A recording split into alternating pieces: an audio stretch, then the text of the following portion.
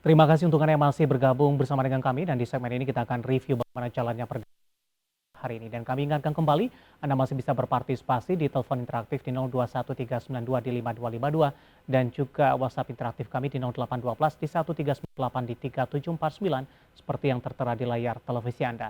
Dan saat ini kami sudah terhubung melalui Zoom bersama dengan Bapak Ahmad Yakie selaku Head Online Trading and Technical BCA Sekuritas. Kita akan langsung coba sapa Pak Yaki. Selamat sore, apa kabar Pak? Baik Mas, selamat sore. Terima kasih Pak Yaki sudah meluangkan waktu di IDX Channel.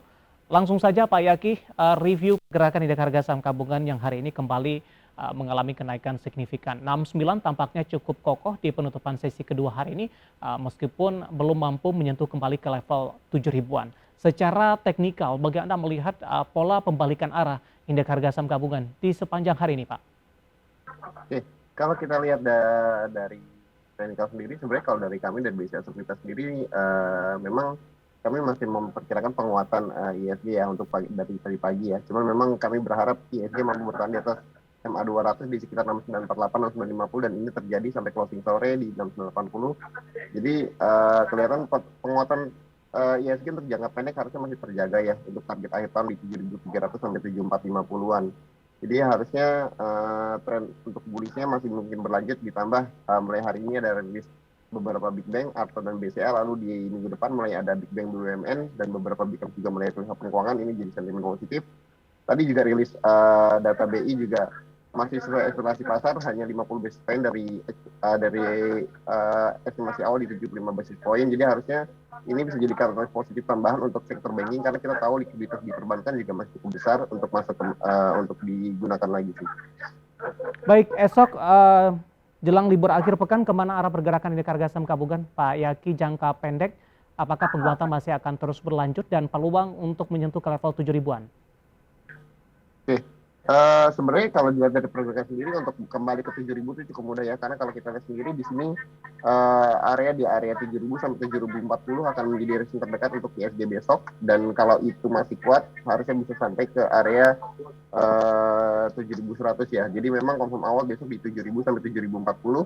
Kalau masih kuat untuk melanjutkan penguatan bisa sampai 7.100. Cuman kalaupun koreksi sebenarnya selama bertahan di atas 6948, 6950 tadi DMA 200-nya kami masih optimis dari BCA Sekuritas bahwa tren bullish untuk ISG masih akan terjaga sampai akhir tahunnya.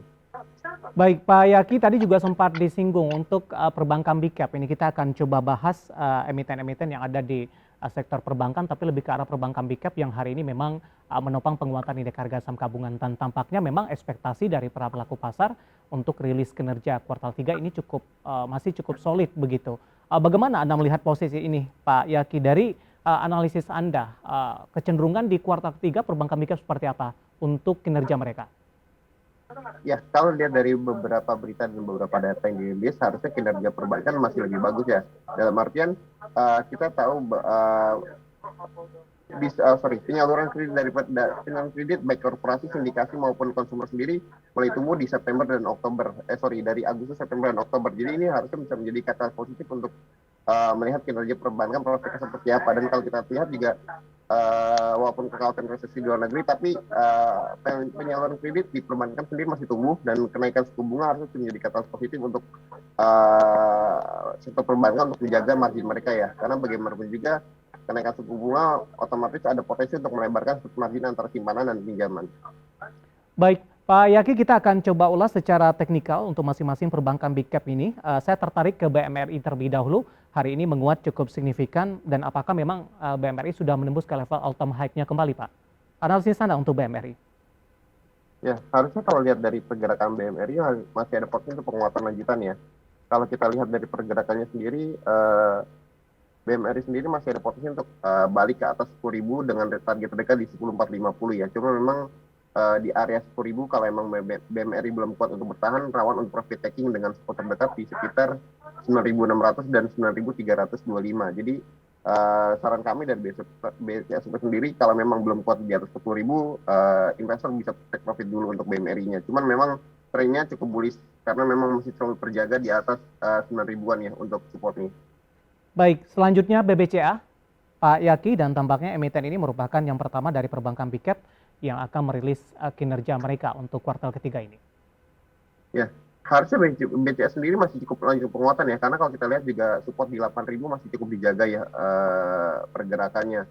Masih cukup kuat, BCA di atas 8.000 sampai 8.100 dan cenderung masih bagus untuk akumulasi baik. Karena kalau kita lihat juga dari beberapa minggu lalu foreign flow di area average 8.000 sampai 8.100 itu cukup banyak. Jadi ada potensi untuk support yang cukup kuat untuk BCA saat ini di area 8.000 dengan resistance terdekat di 8.800 sampai 9.250-an. Baik, bergeser ke BBRI, Pak Yaki. Di penutupan sesi kedua hari ini, BBRI tampaknya juga menjadi salah satu penopang indeks harga saham gabungan di 4390 menguat di 2,09%, Pak. Iya, BBRI bisa diperhatikan nanti di MA sekitar MA 20 dan MA 60 di sekitar 4440 dan 4420, sorry 4420, 4440 itu di sekitar MA 20 dan MA 60. Kalau itu break harusnya trend bullish cukup terjaga ya untuk balik lagi ke area 4.500 sampai 4.650-an. Dan terakhir perbankan big cap lainnya, ada BBNI, Pak Yaki. Hari ini juga ditutup di zona hijau. Analisis dan rekomendasi Anda untuk BBNI?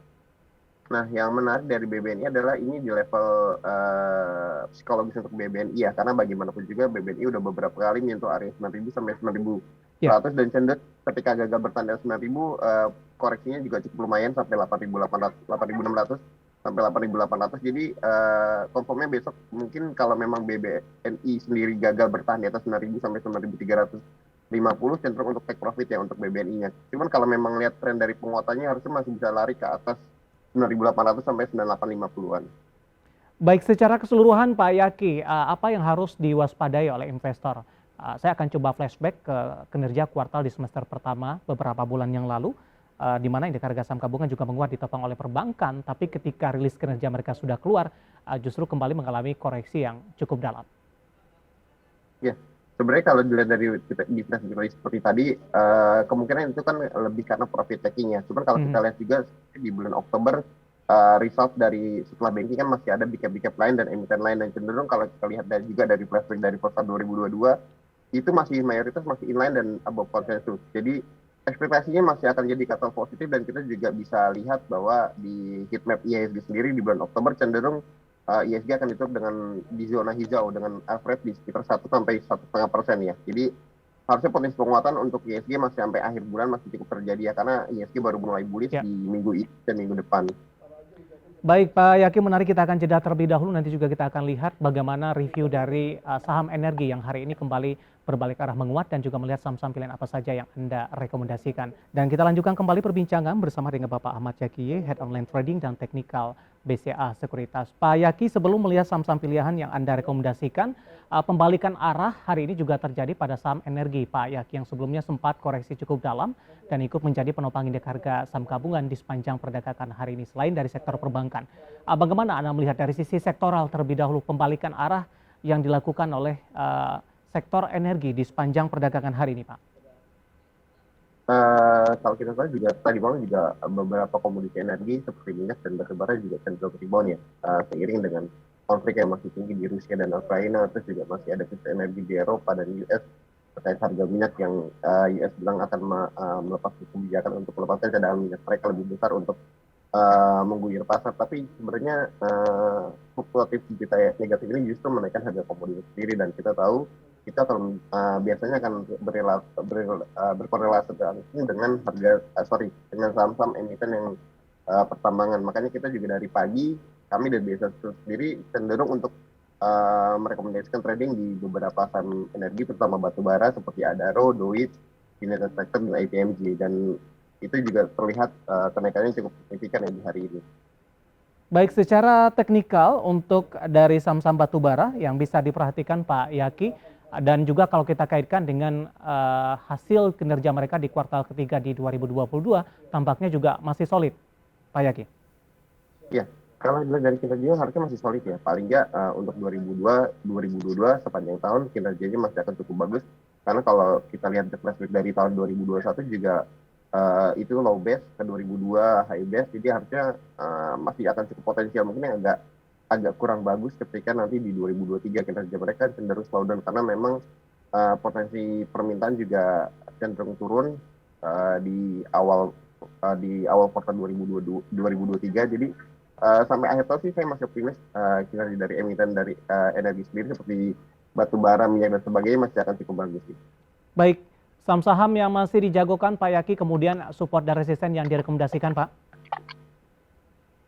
Untuk energi sendiri masih ada Adaro yang masih ada potensi untuk lari ke atas 4.100 sampai 4.260-an.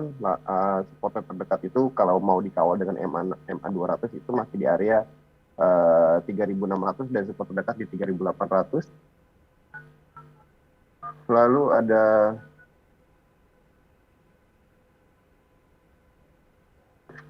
Halo Pak Yaki? PT, ya, Ya. untuk PTB sendiri juga kemarin kan karena tekanan jual cukup tinggi karena isu akuisisi dari bukan isu, berita dari akuisisi Pelabuhan Ratu, PLTU Pelabuhan Ratu. Sebenarnya kalau dilihat dari sisi pendapatan juga harusnya ini bisa menjadi kata positif ya, karena berpotensi menaikkan pendapatan PTWA sekitar 6 triliun lebih per tahunnya. Cuma memang harga valuasi yang terlewat mahal menjadi sentimen negatif untuk PTBA, dan kemarin 2 hari ARB. Terus kalau kita lihat ini udah ada penguatan, harusnya bisa kembali lagi ke atas 4.000 ya menurut kami sendiri.